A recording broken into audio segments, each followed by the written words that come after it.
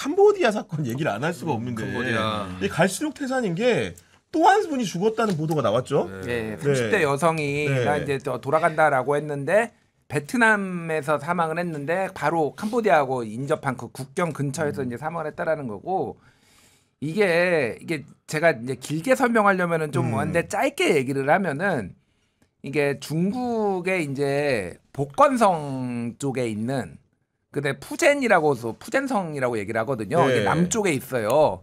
그래서 그쪽에 있는 조직들. 그래서 이거를 이제 영어로 푸젠 갱스터라고 얘기를 해요. 푸젠 갱스터. 네. 푸젠 복건 갱 뭐 이렇게도 얘기를 해요. 복건 갱. 그러니까 이들이 주로 지금 이렇게 하고 있는데 이게 처음에는 필리핀으로 갔다가 미얀마로 갔다가 지금 캄보디아 쪽으로 옮겼어요.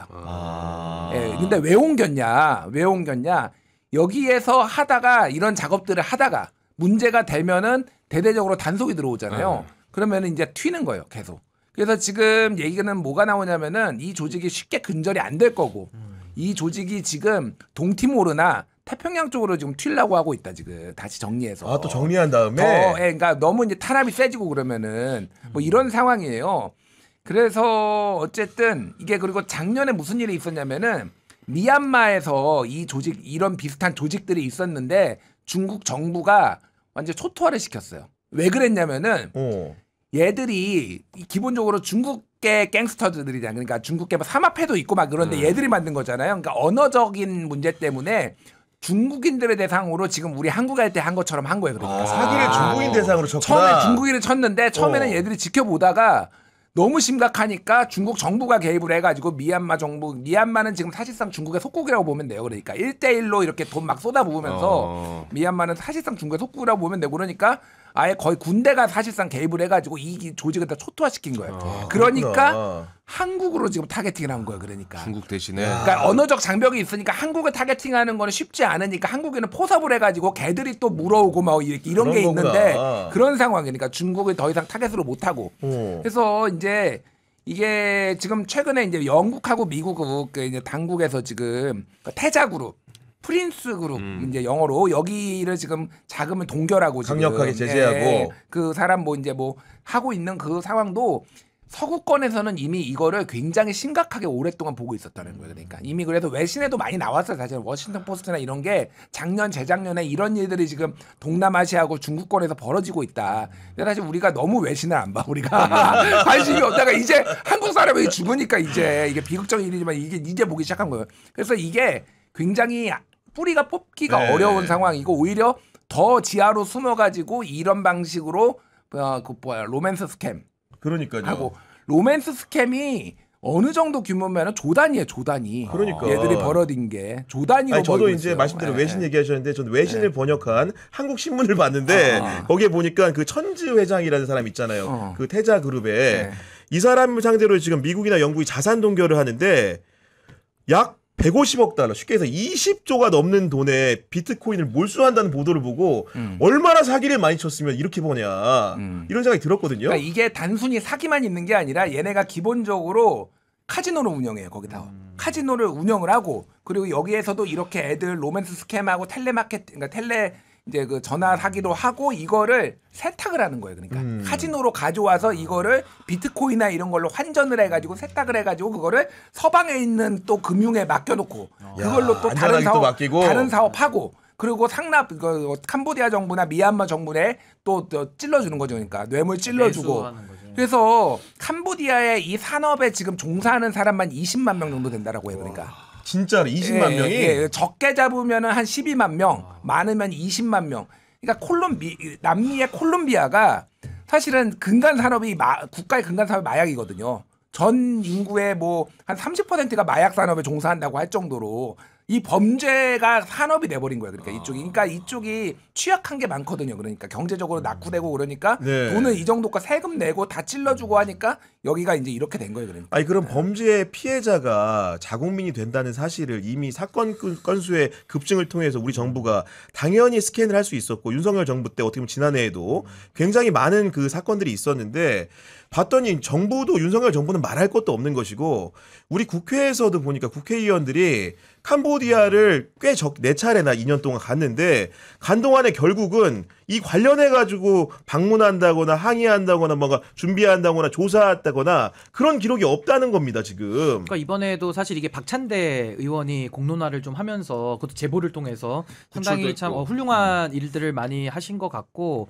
그럼에도 불구하고 이 국회의원들도 사실은 전혀 관심이 없이 이렇게까지 네. 방치했다라는 것은 저는 책임에서 자유로울 수가 없다라는 생각이 들고 전 무엇보다도 이번에 참 화가 났던 것은 이렇게 오래 지속돼 왔던 세계적인 어떤 문제인데 윤석열 정부에서는 캄보디아에 대해 가지고 자국민 보호 역할 전혀 못했고 네. 오히려 ODA를 통해 가지고 돈을 쏟아붓겠다라고 그렇죠. 하면서 여기 이제 뭐 통일교 얘기 나오고 지금 이제 특검의 수사 대상이 되고 있잖아요.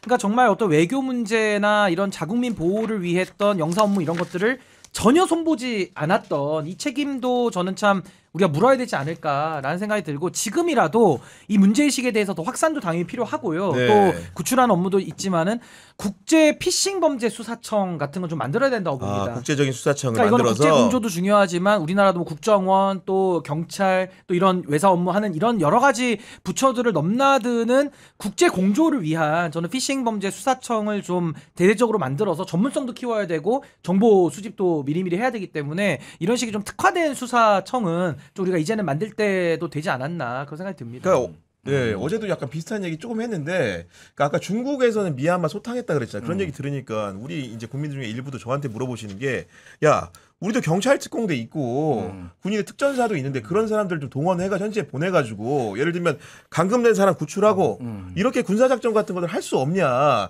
이런 식으로 이제 물어보시는 분들도 있거든요. 근데 이제 군대 같은 경우에는 좀 신중해야 되고 뭐 이현주 의원이 이제 군대 보내야 된다라고 해서 뭐 그게 이제 뭐 그런 압박도 저는 있어야 된다라고 보지만은 그러니까 그냥 저 나라에서 보면은 캄보디아가 됐든 그 나라에서 보면은 외국군이 그렇지. 우리나라에 와가지고 막 네. 이렇게 군사 작전을 하면은 이거를 좋아할 나라가 누가 있겠으며 그렇죠. 승인을 안 해줄 거 아니에요, 솔직히. 그렇죠. 네. 그러면은 이거는 큰 외교 문제가 발생할 수 있다. 캄보디아랑 뭐 평생 안 볼 것도 아니고 어쨌든 다 친하게 지내니까 그래서 경찰들 중에서 좀 이렇게 경찰 특공대까지 가능하면 경찰 특공대 어쨌든 근데 그 경찰 특공대가 휘젓고 다닌다라는 느낌보다는 사실은 여기에서 굉장히 많은 역할을 한인 교민들이 하고 있어요. 현지에서 한인 그 캄보디아 한인 교민회에 전화가 많이 와가지고 살려달라고 하면 이 사람들이 가서 구해준 게 뭐 되게 많다 몇십 명 된다라는 거예요.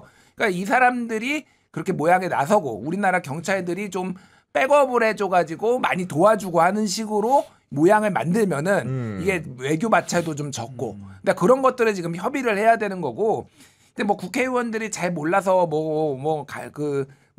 가서 이거 있는데도 이제 그냥 뭐 앙코르와트만 보고 왔다 이거 좀 뭐 비판도 할 수 있는데 막 이게 기간이 언론 보도 난 거 보면 2023년 1월 하태경 네. 의원은 그래서 막 성명도 발표했어요. 아 그래요?